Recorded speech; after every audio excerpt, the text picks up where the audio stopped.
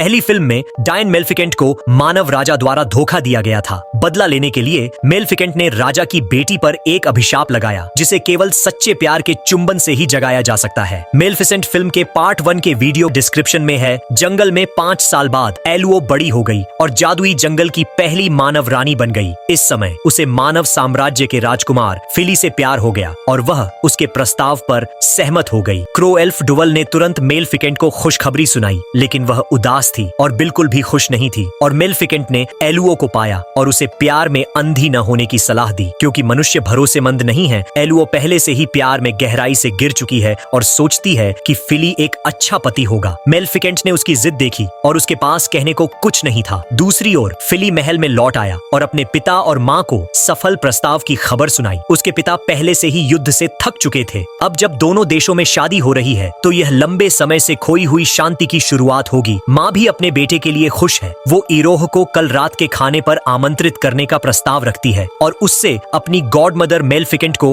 अपने साथ लाने के लिए कहती है। लेकिन पलक झपकते ही वह ड्रेसिंग रूम में चली गई। धीरे से तंत्र को घुमाया और गुप्त दरवाजा खोल दिया। अंदर एक बड़ी हथियार कार्यशाला थी। हथियार बनाने के लिए कारीगर दिन रात मेहनत कर रहे हैं। इतना ही नहीं, एक दुष्ट योगिनी कुछ पढ़ रही है और एक अगोचर छोटे कमरे में एक करघा है। उस पर लगी सुई से एक भयानक ठंडी रोशनी निकलती है। यह वही है जिसे मेलेफिकेंट ने शाप दिया था। 5 साल पहले एलुओ की उंगली में सुई चुभने के बाद वह गहरी नींद में सो गई थी। अब वह रानी के हाथों में पड़ जाती है, जो इसका उपयोग अपनी कुछ महत्वाकांक्षाओं को साकार करने के लिए करती है। अगली रात एलुओ की विनती के बाद मेलेफिकेंट भोज में शामिल होने के लिए सहमत हो गई। महल में राजा का परिवार उसके स्वागत के लिए सज धज कर तैयार हुआ और फिर सभी ने अपना स्थान ग्रहण कर लिया। रात्रि भोज में राजा ने दोनों देशों के बीच शांति से रहने की इच्छा व्यक्त की, लेकिन रानी ने जैसे का तैसा किया और मेलेफिकेंट को पुरानी यादों से परेशान कर दिया। दोनों एक दूसरे से झगड़ने लगे और हार मानने से इनकार कर दिया। अंत में मौखिक विवाद लड़ाई में बदल गया और महल में हवा का झोंका आया, जिससे कई गार्ड घायल हो गए। स्थिति नियंत्रण से बाहर होने पर रानी अचानक राजा के पीछे चल पड़ी। जब कोई ध्यान नहीं दे रहा था तब उसने करघे की सुई से राजा के शरीर को छेद दिया और राजा एक पल में कोमा में पहुंच गया। तब रानी ने मेलेफिकेंट पर अपराध थोप दिया, यह दावा करते हुए कि उसने राजा पर एक श्राप लगाया था। मेलेफिकेंट खुद का बचाव करने में असमर्थ थी और एलुओ को भी संदेह था कि उसने ऐसा किया था। यह देखकर कि किसी को उस पर विश्वास नहीं हुआ, उसने अपने पंख फड़फड़ाए और महल से बाहर उड़ गई। लेकिन जैसे ही वह जंगल में लौटने वाली थी, रानी के आदमियों ने उस पर अपने क्रॉसबो का निशाना बनाया। लोहे की गोली उसके पेट में लगते ही वह लड़खड़ाकर नदी में गिर गई। सभी बौने लोहे की वस्तुओं से डरते हैं, यहाँ तक कि मेलेफिकेंट से भी। इस समय एक आदमी जिसके पास पंख भी थे उसे बचाया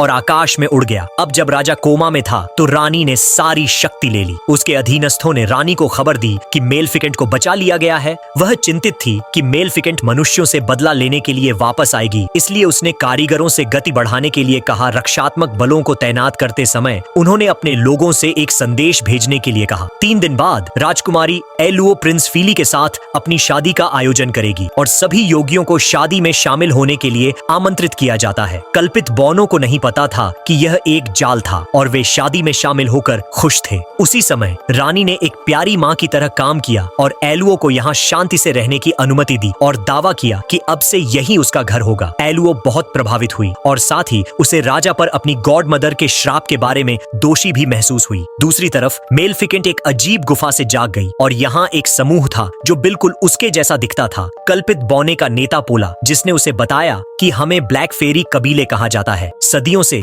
मनुष्यों ने उन्हें नष्ट करने के लिए विभिन्न लोहे के हथियार बनाए हैं और काली परियां लगभग विलुप्त हो गईं। मजबूर होकर उनके पास यहाँ एकांत में रहने के अलावा कोई विकल्प नहीं था। जब मेलेफिकेंट को पता चला कि वह एक काली परी है तो उसने अपने लोगों की रक्षा करने की ठान ली, लेकिन ऐसा करने का मतलब होगा इंसानों से युद्ध करना। इसके तुरंत बाद उपनेता कॉनर उन्हें विशाल फीनिक्स अवशेष के पास ले गए। यह पता चला कि मेलेफिकेंट फीनिक्स की वंशज है और उसके शरीर में फीनिक्स का खून है। कॉनर ने उससे अपने दिल में क्रोध और नफरत को दूर करने और काली परियों को मनुष्यों के साथ शांति बनाने में मदद करने के लिए कहा। यह सबसे अच्छा तरीका है। दूसरी ओर दुष्ट कल्पित बौनों को शोध के बाद पता चला कि जादुई जंगल में लकड़ी के फूल कल्पित बौनों को हराकर वापस अपने मूल आकार में आ सकते हैं। रानी ने तुरंत अपने आदमियों को जादुई जंगल में घुसने और सभी लकड़ी के फूल लूटने के लिए भेजा। इस समय मेलेफिकेंट कैंप फायर के पास स्तब्ध होकर बैठी थी और अचानक उसके साथ कुछ बुरा हुआ। वह वापस जादू के जंगल में चली गई और उसने देखा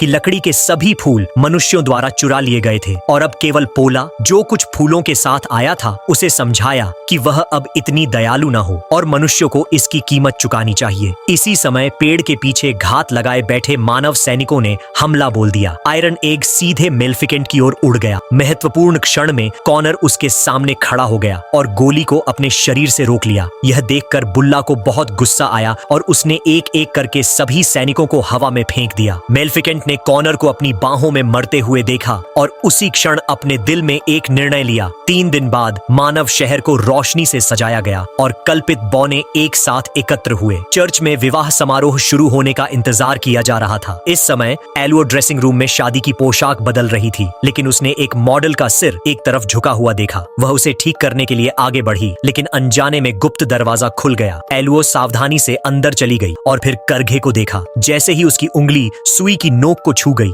रानी द्वारा राजा पर हमला करने का दृश्य उसके दिमाग में कौंध गया। इस समय रानी उसके पीछे प्रकट हुई और उसने सारी सच्चाई बता दी। ये पता चला कि रानी के भाई को कल्पित बौने ने मार डाला था। उस समय से उसने अपने भाई का बदला लेने के लिए सभी कल्पित बौनों को नष्ट करने की कसम खाई और सहनशीलता के वर्ष केवल आज के लिए है। फिर उसने एलुओं को कमरे में बंद कर दिया और फिर अपना बदला लेने की योजना शुरू की। जब हाथ लकड़ी के पराग को छिड़कता है तो संपर्क में आते ही आखिरी योगिनी अपने मूल रूप में वापस आ जाएगी। जब एलुओ ने यह देखा तो उसने तुरंत भागने की रस्सी बनाने के लिए पर्दों और चादरों का इस्तेमाल किया और सफलतापूर्वक भाग निकली। फिर उसने फिली को पाया जो राजा के साथ था और उसने उसके घावों की तुलना राजा के घावों से की। तभी फीली को पता चला कि ये सब उसकी माँ की साजिश थी। इस समय बड़ी संख्या में काले अमर आकाश में महल की ओर उड़ते हुए दिखाई दिए। एक बार हमले की सीमा के भीतर रानी ने तुरंत कोनोहाना युक्त कद्दू के अंडे को बाहर निकाल दिया। जब उग्र लाल पाउडर हवा में भर जाता है तो जब भी ब्लैक इमोर्टल्स अपने शरीर के संपर्क में आएंगे तो उनका क्षरण हो जाएगा। फीली को उसकी माँ मिल गई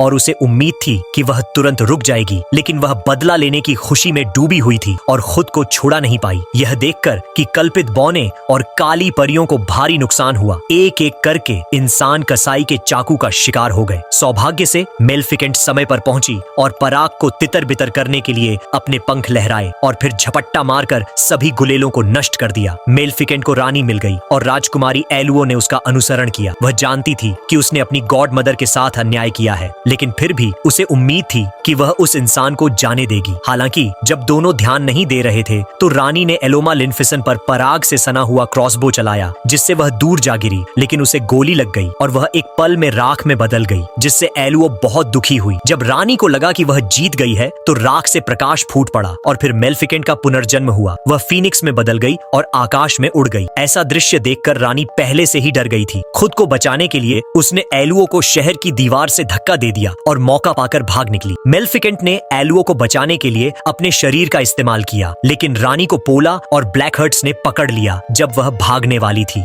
फिल्म के अंत में मेलेफिकेंट ने अपना गुस्सा और नफरत छोड़ दी। राजकुमारी एलुओ से फिली, मानव साम्राज्य और जादुई जंगल से शादी कर ली और शांतिपूर्ण सह अस्तित्व के युग में प्रवेश किया। जहां तक रानी की बात है, उसे मेलेफिकेंट द्वारा बकरी में बदल दिया गया था। फिर महल में एक भव्य शादी आयोजित की गई और मानव और एल्वेन ब्लैक हार्ट जनजाति ने नवविवाहितों को आशीर्वाद दिया। दोस्तों, वीडियो को लाइक करके चैनल को सब्सक्राइब कर लो। मिलते हैं आपसे अगले वीडियो में।